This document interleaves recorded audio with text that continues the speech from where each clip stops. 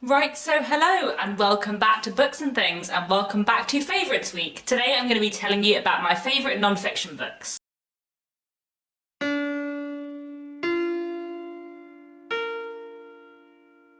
So today I have for you 20 non-fiction books which I really love. I don't read a ton of non-fiction, but there are a lot of non-fiction books that I have really enjoyed. At number 20 we have Meet the Georgians by Robert Peel. This is a book I read earlier this year and really enjoyed. It is a history book which looks at the history of the Georgian period through various individual case studies, looking at like one very interesting person's life and how that kind of tells you more about the Georgian period as a whole.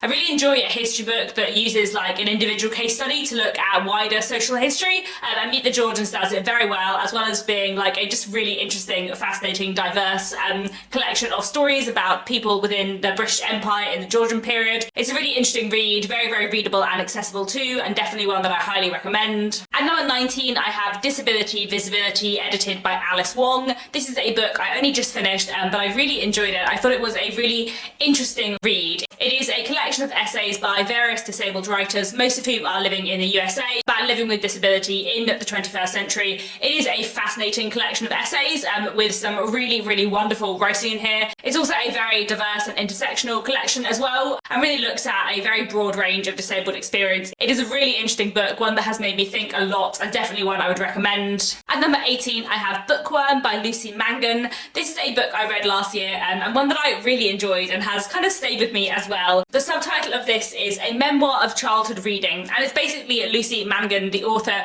talking about her childhood, the books that she read in her childhood, what she loved about them, and how she kind of grew up on books and how that affected her as a child. I just really enjoy how much this book is just filled with an absolute love of books. It is beautiful and such a fun read, really enjoyable, and yeah, definitely one I recommend. At number 17 I have The Victorian House by Judith Flanders. This is a history book looking at the Victorian period, and specifically about like the home during the Victorian period and how houses were in the Victorian period. The book is organised by rooms, so it starts, you know, like the bedroom, the nursery, the kitchen, and Judith Flanders, you know, uses like the house and different rooms in the house and their functions in order to explore Victorian society as a whole. I really enjoyed this book. I think it is really fascinating, really interesting history book with a lot of fantastic detail and well worth a read. At number 16 I have SPQR by Mary Beard. This is a history of ancient Rome and a really fascinating one too. And one of the things that I really like about SPQR is that Mary Beard talks a lot about social and economic history,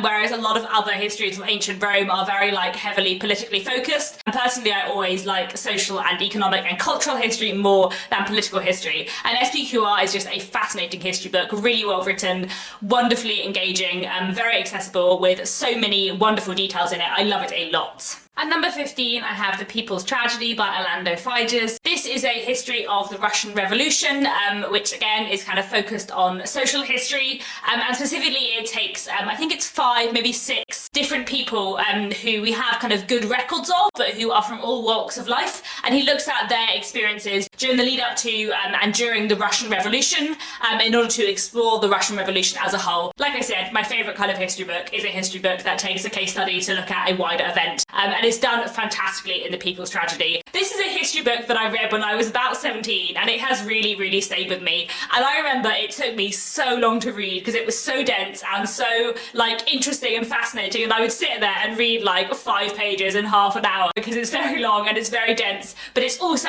absolutely fascinating and I loved it. And it's one of those books that like really confirmed my love of history as a teenager when I was getting into reading about history and kind of wanting to do history at university. So I really recommend The People's Tragedy, and it's definitely probably the non-fiction book on this list that I read the longest time ago, and just one that has really stayed with me. At number 14 I have the Etymologicon by Mark Forsyth. This is a really fun book about words and the history of words. In this book Mark Forsyth looks in a really interesting way at like the history of words and where certain words came from, how certain words link to other words historically. It's just really fascinating. I'm really interested in like language and words, and I really like the way Mark Forsyth writes about the history of words in the Etymologicon. It's also just a really accessible and fun, readable non-fiction book, definitely one that I really enjoyed and would definitely recommend. At number 13 I have The Real Jane Austen Austen, A Life in Small Things by Paula Byrne. This is a biography of Jane Austen, but rather than being told like thematically, it's told kind of chronologically. So Paula Byrne takes like various objects which are either kind of directly related to Jane Austen's life or sort of tangentially related to Jane Austen's life. And through talking about these objects and their significance to Jane Austen, or to people at the point in history when Jane Austen was living, she ends up kind of exploring thematically various different things about Jane Austen's life. And it's just a really, really good biography that talks about various different like elements of Jane Austen's life that I hadn't really read about before in other biographies. I would say that it's not necessarily like the best Jane Austen biography to start with, because I think unless you have some familiarity with her life already, you might find it a bit confusing as it does jump around in time. But I really do think it is a fascinating read, really well done, really engaging, with such clever little details in it. So another one I really, really love. At number 12, I have One Summer by Bill Bryson. This is a history book which looks solely at the summer of 1927 in the USA, which is very like specific and narrow, but also fantastic. It works so well, it is fascinating, it is really, really engaging, historically interesting, with so many details about like interesting individuals in the summer of 1927. And obviously by looking at 1927, Bill Bryson ends up looking at like the interwar period as a whole, and it's just a fascinating, fascinating read. I really like Bill Bryson, I've read quite a few of his books, but actually it's his history books more than his travel writing that I really enjoy, and One Summer is fantastic. It's such an interesting, engaging book, and it looks at this case study of this one summer in such a wonderful way. At number 11, I have Jane Austen at Home by Lucy Worsley. This is another biography of Jane Austen, something that I really love to read. And this is a biography which tells the story of Jane Austen's life through the various homes in which she lived in. I really love Lucy Worsley. I think she is a fantastic historian. Her writing style is wonderfully accessible, really engaging. And the thing I really love about Jane Austen at Home is that you can just tell as you read it how much Lucy Worsley loves Jane Austen, how interesting she finds Jane Austen, and how much like fondness and affection she has for Jane Austen and her books, which just makes it such a joy to read. So I would highly, highly recommend Jane Austen at Home. It is my favourite Jane Austen biography, and yeah, such a wonderful non-fiction book. At number 10, I have Parallel Lives by Phyllis Rose. This is another one I've only just finished, but I really, really enjoyed it. It was such a fascinating read. And the subtitle of this is 5 Victorian Marriages, and it uses the case study of 5 Victorian marriages to look at marriage as an institution in the Victorian period as a whole, and also to just look at the Victorian period and Victorian society as a whole. So the 5 couples that this book looks at are Jane Welsh and Thomas Carlyle, Effie Gray and John Ruskin, Harriet Taylor and John Stuart Mill, Catherine Hogarth and Charles Dickens, and George Eliot and George Henry Lewes. And it basically looks at all of these couples, their relationships, their marriages, what went wrong or went right in them.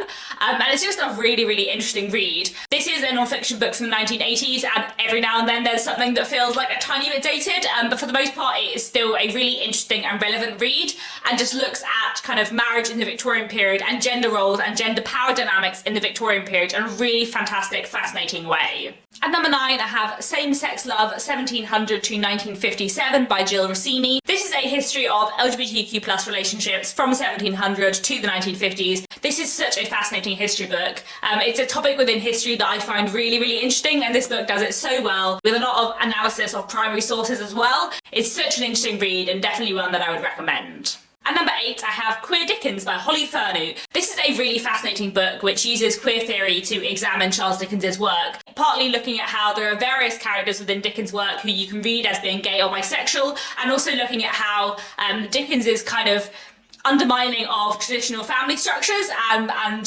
the celebration in his books of non-nuclear families and found families is also like really interesting to look at from a queer theory perspective. It's such a fantastic book, one of those books that just like really influenced how I read Dickens and that I really, really love.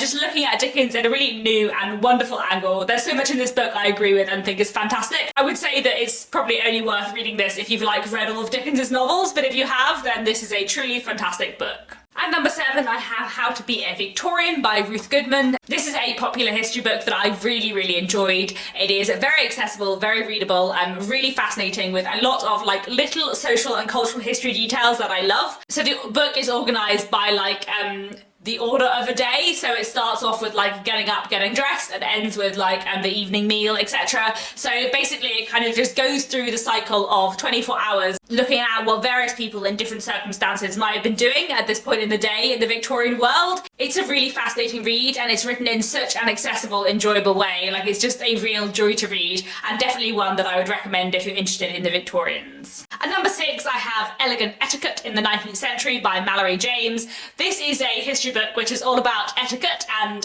polite behaviour in the 19th century, and I love this very much. It's entirely delightful, very funny, with so much information in it and a really fantastic way, and I feel like this is one of those history books where I just like genuinely learnt a lot from. It looks at etiquette in the 19th century, and also it looks a lot at how it changed over the 19th century, and also how it differed between country and town, which is something that I really love, because I feel like a lot of history books that look at the Victorian period of the 19th century fall into the trap of treating it as like one block, whereas like obviously that's a long period of time and lots of things changed. Elegant Etiquette in the 19th century is such a wonderful read. It also, like, at the end of each chapter just like sums up the main like takeaways from the chapter, which I just really like, and I do feel like means that certain things in it have stuck in my head more. So yes, I would definitely recommend Elegant Etiquette in the 19th century. As you can see, I have tabbed it everywhere because there was so much in it I found interesting, and yeah, what a book, what a book. At number 5, I have The Suspicions of Mr. Witcher by Kate Summerscale. This is a wonderful, wonderful non-fiction book, one that I would really, really recommend. And this is a sort of true crime history book about a real murder that took place in the Victorian period. But basically what Kate Summerscale does in this book is uses like the case study of this murder to look at Victorian family and Victorian society as a whole, which, as I have already mentioned, is the thing that I love best in a history book. And it is just wonderful. This book is so gripping. It's one of the most like page-turnery non-fiction books I've ever read. But its historical content and the way it examines Victorian society is also fantastic. It is so well written, so well researched, and yeah, just one that I absolutely love. At number 4, I have Black and British by David Olusoga. This is a history book which looks at the history of Black British people throughout time, going back from the Roman period up to the 20th century, but chiefly focusing on the 18th and 19th century. And this is a truly fantastic history book. It is engaging and accessible and really, really fascinating. And I feel like the way David Olusoga looks at the history of Black British people, and also like the history of racism, and also how like it's not just like a linear thing. Like, I think we often like to think of things like getting steadily better from the past until the present day, and that is obviously not really how society and prejudice actually works. And I feel like David Olusoga examines that so well in Black and British. It is such a fascinating read, and the way he kind of combines like political, cultural, social and economic history in it is fantastic. And also, you know, as someone who's really interested in the Victorian period and the 19th century, the chapters in the book on the 19th century and what it meant to be Black and British in the 19th century, the prejudices within 19th century society, they were absolutely fascinating, so detailed and so rich, and just like so interesting to read about a side of 19th century history that I don't know that much about. So I would highly, highly recommend Black and British. It is incredible. And also, if anyone has any non-fiction recommendations for me of books similar to Black and British, that would be really appreciated as well. At number 3, I have TheFive by Hallie Rubenhold. This is another fantastic history book about the Victorian period, which uses case studies to look at the Victorian period as a whole. My favourite thing, TheFive, is about the 5 women who were murdered by Jack the Ripper, but it's not about their murders, it's just about their lives. And one of the things I love about this book is that it just looks at these 5 women and the lives that they led, the difficulties of being an impoverished working class woman in the Victorian period, and it looks at their lives up until like a few hours before their death, and then it just stops and moves on to the next woman, which means that, you know, it's not about Jack the Ripper at all. It's not a true crime work. It's a history book about the lives of women in the Victorian period, using these women as a case study, and it is fantastic. It is wonderfully written, really, really clever, really thought-provoking, with such amazing detail, and just, yeah, if you're interested in like social and cultural history, you should absolutely read TheFive. It is one of the best history books I've ever read, and I think it is truly incredible. Now, my top 2 are 2 books by the same author, and at number 2 I have The Artful Dickens by John Mullen, the tricks and ploys of the great novelist. I've just finished reading this and I loved it very, very much. John Mullen is like my favourite non-fiction writer, and I think like one of the greatest literary critics there is. He just writes very, very accessible literary criticism in a really fun, enjoyable way. So The Artful Dickens is a non-fiction book that is all about Dickens, and it kind of is broken down by various like tricks and techniques that Dickens uses in his books. So like changing tenses, using coincidences, enjoying cliches, foreseeing, breaking the rules, that kind of thing. And it basically just looks at like how Dickens uses these tricks over all of his works. And one of the reasons why I love this book and the next book I'm going to talk about is that it's separated by like theme and technique rather than by like Dickens's books. So John Mullen doesn't just like go through each of Dickens's books in turn. He looks at like all of Dickens's novels as like one big body of work and explores the whole of Dickens's work. And I love that because that's one of the things that I find really, really interesting in books, is looking at an author's like whole body of work, not just like one individual book. And I love this so much. John Mullen points out a lot of fascinating elements of Dickens's work and Dickens's craft. And it's a really like complicated, fascinating, analytical, clever book, but it's also just great fun to read. And if you, like me, like Dickens, then The Artful Dickens is just an utter joy. I should say that it contains spoilers for pretty much every Dickens novel, but if you're a Dickens fan and have read all of his books, then The Artful Dickens is a truly wonderful read. But at number one, my favourite non-fiction book is What Matters in Jane Austen by John Mullen. So I love this book a lot. It is quite similar to The Artful Dickens in many ways. In this book, John Mullen is looking at Jane Austen's work and asking various questions and looking at various like details and themes across her work as a whole. So the chapters are things like, how much does age matter? How do Jane Austen characters look? Which important characters never speak? What games do characters play? How much money is enough? Etc, etc. And basically in each of these chapters, John Mullen poses a question and then looks at all of Jane Austen's books in order to kind of answer that question and look at that particular element in Jane Austen's work. And it is wonderful. It is such a delight to read. Again, as with The Artful Dickens, I love that John Mullen doesn't just look at individual books, he looks at the author's work as a whole. I also just love the way John Mullen writes. I think his literary criticism is so accessible and fun and well written, and you can just tell how much he loves these books as well. I think the main reason why I love What Matters in Jane Austen slightly more than The Artful Dickens is because Jane Austen just has less work to write about, so it's much easier to be comprehensive, whereas like in The Artful Dickens, because Charles Dickens finished 14 novels, plus there is The Mystery of Edmund Drood and the Christmas books, and John Mullen talks quite a lot about The Mystery of Edmund Drood actually. There's so much that John Mullen has to cover, which means some books get talked about more than others, and there were so many points where he'd like talk about something and then give like various examples, and I'd be like, but you've missed that example from that book and that book and that book, and obviously he just couldn't cover all of it. It would have been like, you know, 2,000 pages, but I also like every now and then I just wanted even more. Whereas What Matters in Jane Austen, because Jane Austen has less work to talk about, it feels much more comprehensive. Anyway, I love What Matters in Jane Austen so much. It is a wonderful read. If you like Jane Austen, if you've read all of her books, because of course there are spoilers in here, then this is such a wonderful, accessible, fantastic work of literary criticism that is just really fun and will make you think about Jane Austen in all kinds of new ways, and I just love it a lot. So there we have it. Those are my favourite non-fiction books. Do let me know down in the comments what your favourite non-fiction books are. And actually, because I'm someone who doesn't always read that much non-fiction and doesn't always know where to go with non-fiction, if you have any recommendations for me based on the books I've talked about today that I love, please do let me know and put them down in the comments. And that's it. That is the end of Favourites Week. I hope you have enjoyed this busy week full of videos about my favourite books. There's probably not going to be any videos for a few days / possibly a week, because I feel like you've all had enough to be getting on with. But thanks very much for watching. Thanks again for 20,000 subscribers. That's all for now, and I'll be back fairly soon with another bookish video.